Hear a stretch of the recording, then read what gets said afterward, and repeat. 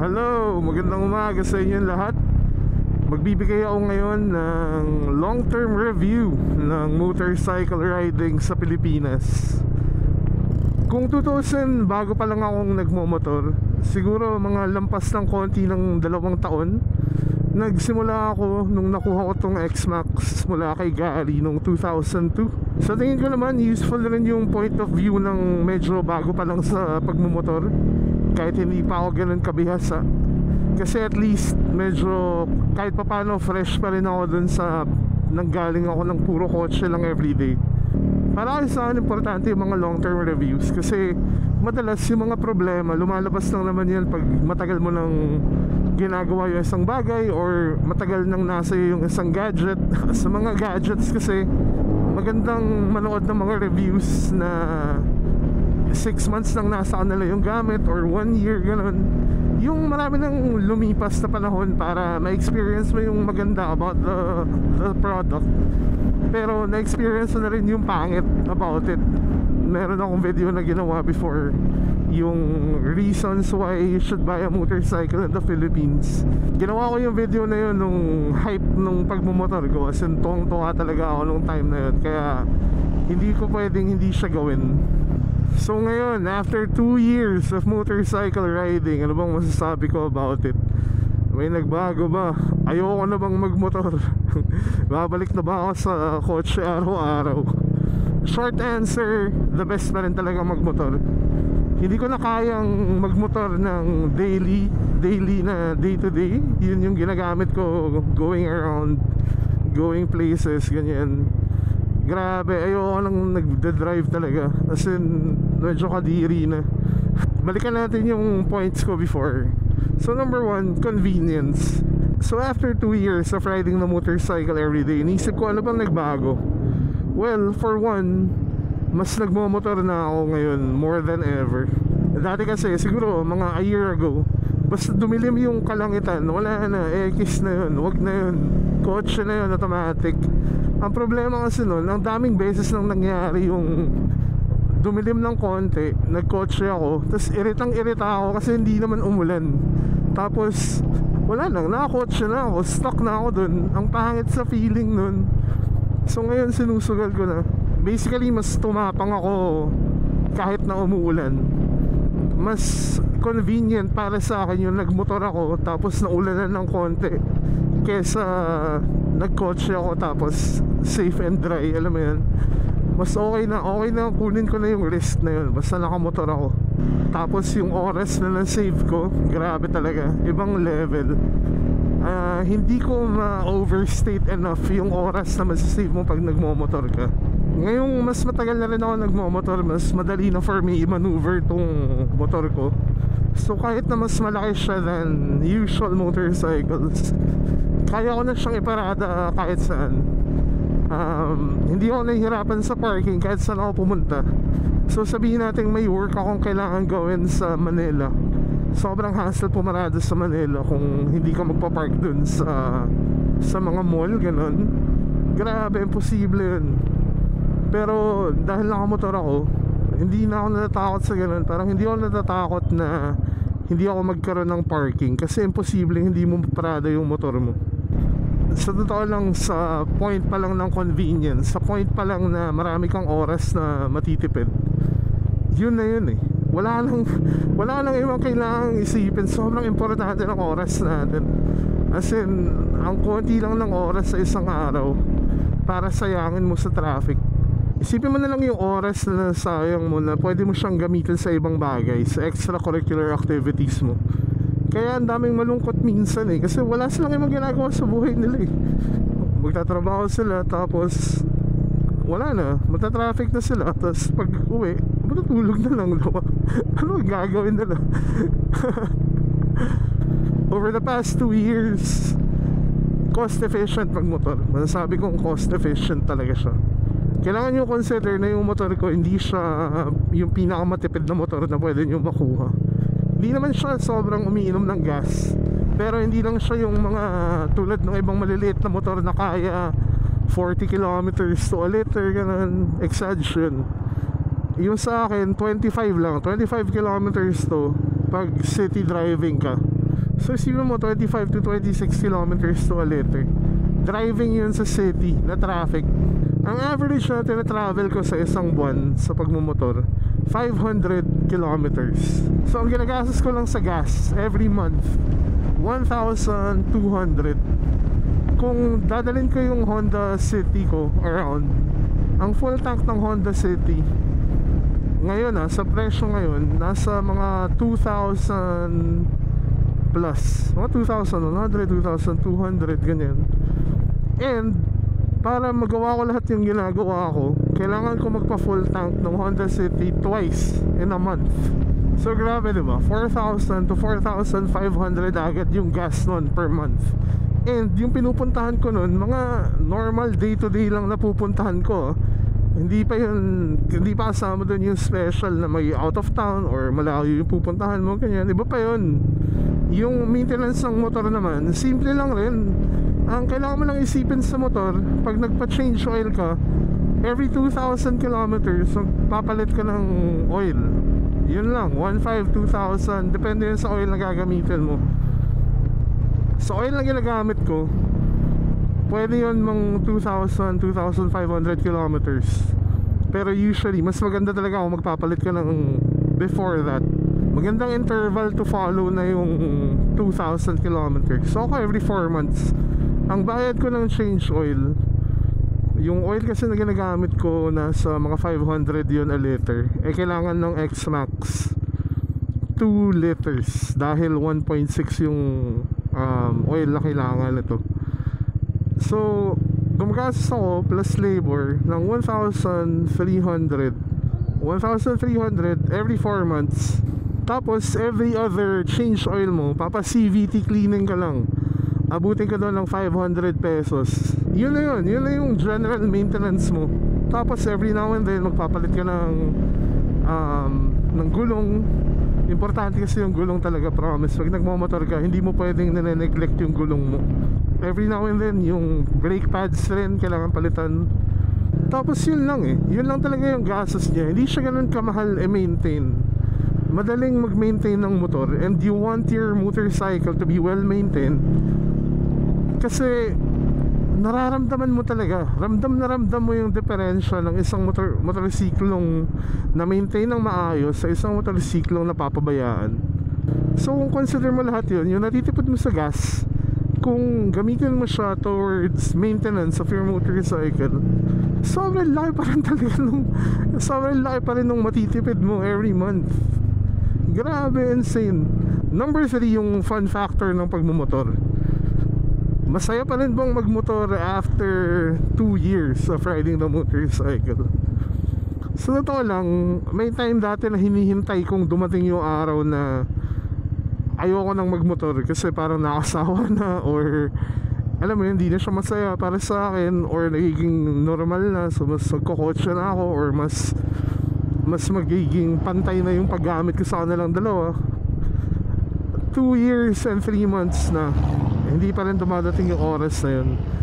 In fact, may mga times na kunwari pauwi ako galing ng gym or galing ng work, whatever, bigla ko na lang ma-feel na shit, masaya nito, masaya talaga magmotor. As in, may mga random moments pa rin akong ganun. May mga times kasi na perfect yung weather, maganda yung araw mo, ganyan. Or minsan kahit pangit yan yung araw mo tapos nagmomotor ka, nakakagaan siya ng loob. As in, promise, masaya lang rin kasi talaga yung ginagamit mo yung buong katawan mo pag nagmamaneuver ka. Kunwari pag magte-turn ka, magle-lean ka ng konti, either ka-counter steer ka,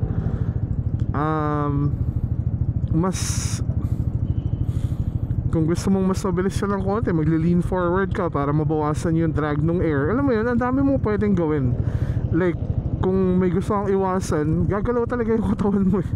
Kailangan mo talagang igalaw yung hips mo ng konti, ganyan, para iiwas yung motor. Kasi napaka masunurin ng motor mo sa galaw ng katawan mo So, in that sense, kaya siya masaya kasi napaka-connected mo sa ground, napaka-connected mo sa vehicle mo, and hindi ka detached. Ito, isipin nyo na lang, bakit ang daming nagsi-cellphone habang nagmamaneho? Kasi sobrang detached nila dun sa road. Sobrang detached nila sa act ng driving, na ang dami nilang ibang gustong gawin dahil yung utak nila hindi ganun ka occupied. Na parang, lalo na dito ang traffic dito, so marami ka makikita nag-chat ganun pag nasa huwag niyong gawin yun, masama yun. Pero gets, yun yung nangyayari kasi ang boring kasi magmaneho eh. Ang boring talaga magmaneho, putek. Ayaw ko lang nagmamaneho ng kotse. Sobrang boring. Hindi mo yun magagawa pag nagmomotor ka. Hindi ka pwedeng mag-text, hindi ka pwedeng mag-browse ng Instagram or TikTok pag nagmomotor ka. Kahit na nandito yung phone ko, never ko yun ginagamit na magbabrowse or mag-chat. Pag gagawin ko yun, talagang tatabi muna ako bago ko siya gamitin. Alam niyo yung feeling ng nasa roller coaster kayo, tapos lumiliko yung roller coaster, tapos mafe-feel niyo yung buong katawan niyo na sumasabay dun sa liko na yun. Medyo ganun yung feeling ng pagmumotor pag lumiliko-liko ka. Kaya maraming may gusto ng mga twisties eh. Masaya kasi talaga siya eh. Masaya siya sa feeling. Hindi bumaba yung level ng enjoyment ko sa pagmumotor mula nung nag-start ako hanggang ngayong 2 years and 3 months na ako nagmumotor. Sa totoo lang, in a lot of ways, mas lalo pa akong naging masaya pag nagmumotor ako. Kasi mas may control na ako sa motor ko eh, more than ever. Mas alam ko na siya, alam ko na kung paano timplahin yung motor, alam ko na kung ano yung kaya niyang gawin, alam ko na kung gaano kalakas yung brakes. I mean, gamay na gamay ko na, ganun. Ayun o, tamo tong turn na to, mabagal lang tong turn na to, pero ang saya niyan, ang saya sa feeling niyan. Alam ko hindi mo maiintindihan yung pag hindi ka nagmomotor, pero yung mga nagmomotor dyan, I'm sure gets na yung sinasabi ko. Advocate talaga ako ng pagmumotor. Tuwing meron akong kaibigang kinakamusta yung pagmumotor ko, parati ko nire-recommend na magmotor sila, na baguhin nila yung buhay nila for the better and get on a motorcycle. Kasi iba talaga. Ito pa rin yung isa sa mga pinakamagandang ginawa ko sa buhay ko, yung pagmumotor. Kung iisipin mo kasi ano bang pumipigil sa mga tao, number one is safety. Yun naman talaga yung kalaban ng maraming tao when it comes to motorcycle riding. Lalo na kung wala kang masyadong experience sa roads ng Metro Manila on 2 wheels. Nakatakot naman talaga. Hindi ko sabihin hindi legit yung ano na yun, yung fear na yun of safety. Siguro ang laking advantage rin kasi na nagbike ako during the pandemic. So gradually nasanay akong may mga katabi akong jeep, mga bus, mga kotse, ganyan sa EDSA. So okay lang sa akin yung transition. Pero sa totoo lang, yung safety dito, hindi ko sabihin super safe siya. Pero hindi ko rin naman sasabihin na every time sumasakay ka ng motor mo, parang sinisindihan mo yung mitsa ng buhay mo. Ang magandang development lang siguro is mas sanay na yung mga tao sa mga motor. Lalo na ngayon, more than ever, dahil nga ang dami ng motor sa kalsada. Nasanay na sila kung paano yung galawan ng motor. So dati kasi nararamdaman ko na marami talagang nangiipit. Yung mga kotse talaga, sasadyain nilang ipitin ka para lang hindi ka maka-overtake, ganun. May mga gumagawa talaga nun. I mean, kahit ako minsan before ako nagmotor, ginagawa ko yun dati pag naiirita ako dun sa mga motor na ang lapit-lapit sa kotse ko. Pero ngayon, mas marami ako na-experience na mga kotseng nagbibigay ng daan kesa mang-ipit. Pagdating naman kasi sa safety mo, depende yan talaga sa'yo eh. Hindi naman yan pare-pareho for everyone. Like ako kasi, dami ko ng years of experience sa pagmamaneho ng kotse na na-translate ko sa pagdala ng motor. And madali lang naman siya talagang gawin. Madali lang siyang transition. Yun lang talaga yung masasabi ko. If ever natakot ka magmotor dahil lang feeling mo mamamatay kapag nagmotor ka, tapangan mo lang. Tapangan mo lang ng konti kasi ang laki talaga niyang advantage. I promise, I swear. isa pang reason kung bakit ayaw ng mga tao magmotor, ayaw kasi nila yung stigma na dala ng pagmumotor. Hindi ko naman pagkakaila na marami talagang kamote sa daan. Marami naman talaga. And marami rin namang nagmamaneho ng kotse na kamote rin. So, alam mo yun, isipin mo na lang na kahit anong gawin mo sa buhay, may kamote sa tabi mo. Para sa akin, yung idea na hindi ka magmomotor dahil lang meron kang certain idea of what kind of community riders have, sobrang ano yun, sobrang sayang yun in my opinion. Kung may mga kilala kasi talaga akong gusto naman nilang magmotor, ayaw lang nila yung idea na nagmomotor sila. Kasi nga, alam mo yun, yung stigma it's all about the stigma. Para sa akin masyado mong hinahandicap yung sarili mo. Para lang for what? For image? Alam mo yun, para lang may magandang image ka sa sarili mo na ay hindi, cool ako, hindi ako nagmomotor. Mga walang kwenta yung nagmomotor na yan. Ang tanga lang eh. I mean, sa totoo lang, ang tanga lang nun.